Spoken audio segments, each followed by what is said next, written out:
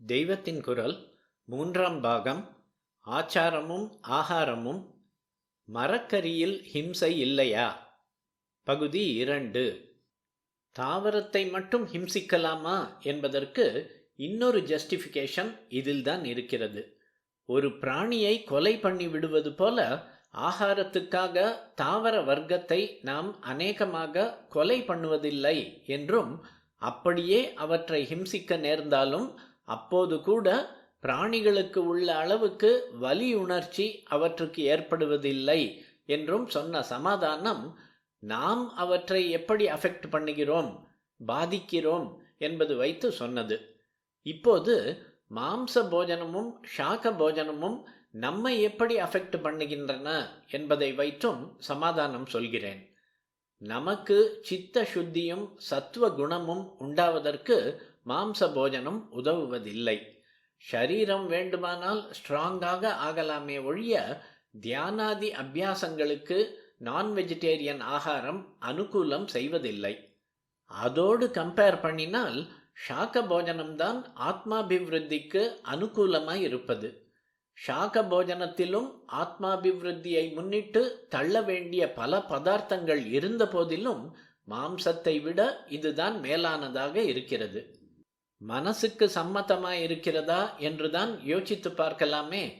ஒரு ஆட்டையோ மாட்டையோ அது கதற கதற வெட்டுகிற மாதிரி தான் கீரையை பிடுங்கி நறுக்குவது நம் மனசுக்கு தோன்றுகிறதா? இந்த சைக்கலாஜிக்கல் ஃபேக்டருக்கு ஒரு முக்கியத்துவம் உண்டு. மாம்சத்திலேயே ஒரு பிராணியின் ஊனை தின்னலாம், இன்னொரு பிராணியின் ஊனை தின்றால் நிஷித்தம் என்று வைப்பதற்கு சைக்கலாஜிக்கல் தவிர வேறே காரணம் இல்லை. ஐயைய, பன்றி மாம்சமா என்று இந்துக்களில் மாம்ச போஜனிகள் முகத்தை சுளிப்பார்கள். ஆனால் அந்நிய தேசங்களில் அதையும் தின்னுகிறார்கள். இப்படியே நண்டையும் நத்தையையும் கூட சீனாக்காரன் தின்னுகிறானே என்று நம்மூர் நான் வெஜிடேரியன்களே அருவருப்புடன் சொல்கிறார்கள். அப்புறம் மாம்சம் தின்பதிலேயே கிரேடேஷன் வேறு. சைஃபருக்கு சொல்கிறது தான் சாப்பிடுவோம், மத்ஸ்யம் மட்டும்தான் சாப்பிடுவோம், மற்றபடி அசைவ வஸ்து எங்களிடம் வரக்கூடாது என்பவர்கள் உண்டு. குறிப்பு: முட்டை. எதையோ பிடித்து தின்றாலும் எதனாலோ குதிரை மாம்சம் தின்றால் மட்டம் என்று வைத்து கொண்டிருக்கிறார்கள்.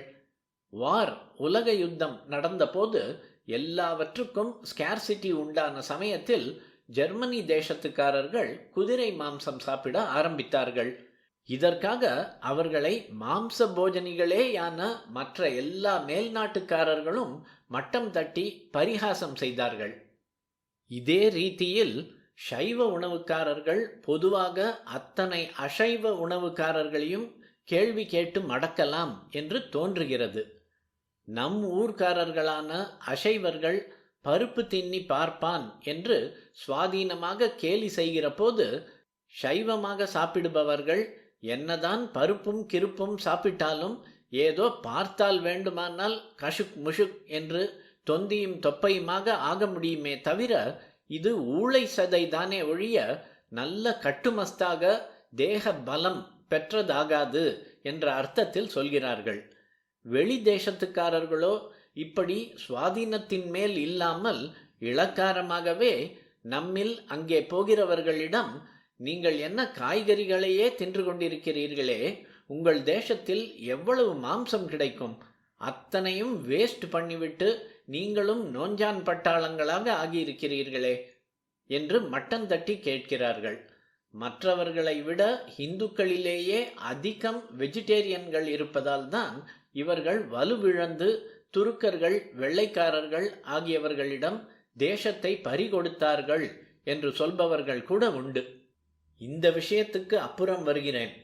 இப்போது மாம்சம் சாப்பிடாததற்காக நம்மை பரிகாசம் செய்கிற நான் வெஜிடேரியன்களிடம் நாம் எப்படி திருப்பிக் கொள்ளலாம் என்று சொல்லிக் கொடுக்கிறேன். மாம்சம் சாப்பிடுகிற நீங்களே சில மாம்ச தினுசுகளை சாப்பிடுகிறவர்களை பரிகாசமும் செய்கிறீர்கள். அது மட்டும் இல்லை, மாம்சத்திலேயே உசத்தி, தாழ்த்தி ஆகிய இத்தனை வகைகளை சாப்பிடுகிறவர்களும் ஒரு முகமாக சேர்ந்து கொண்டு இப்போதும் இந்த உலகத்தில் எத்தனையோ வனாந்திரங்களில் இருக்கிற ஆதிவாசிகளில் சில பேர் நரமாம்சம் தின்னுகிறார்களே, அவர்களை ரொம்ப ரொம்ப மட்டமாக நினைத்து நரமாம்ச பக்ஷினி, கேனிபல் என்று தூற்றுகிறீர்கள்.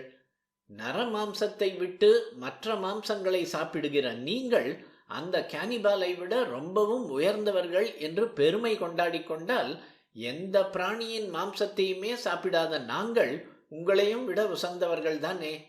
நீங்கள் எப்படி ஒரு பக்கம் நரமாம்ச போஜனத்தையும் கேலி பண்ணி கொண்டு இன்னொரு பக்கம் எங்களுடைய சாக்க போஜனத்தையும் மட்டம் தட்டுவது பொருந்தும் என்று அவர்களை கேட்க வேண்டும்.